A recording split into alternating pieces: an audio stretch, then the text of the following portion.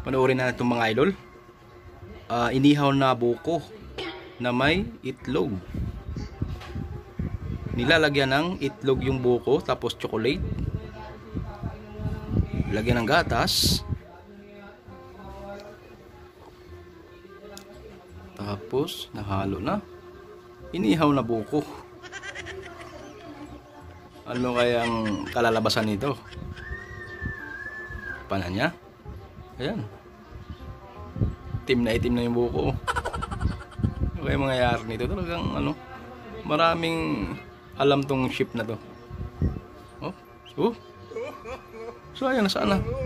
Sayang lang, natapon lang. Kunti na lang. Kunti na lang yung natira.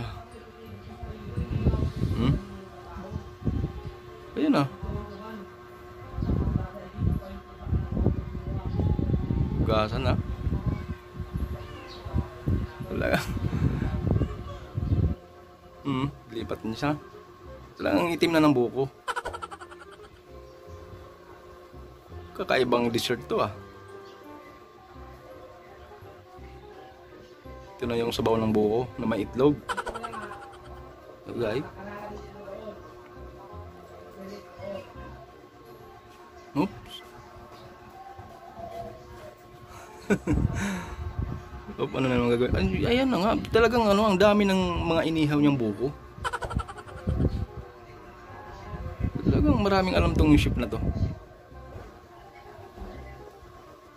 Ano kayang kalalabasan yan, no? Ano kayang lasa niyan? Talagang ang dami niyang inihaw na buko.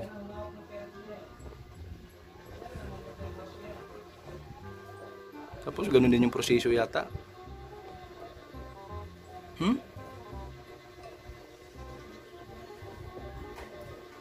Oh, ka-plastic. Tapos anong gagawin diyan?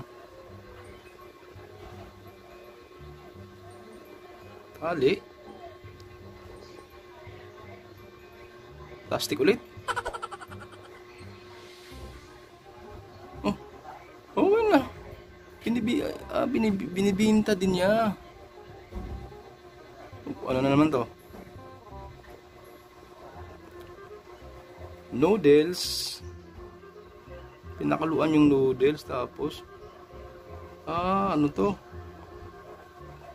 Kanton, pansit kanton.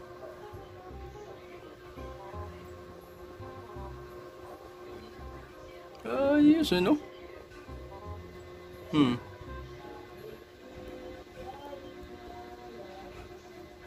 Binibinta nga niya.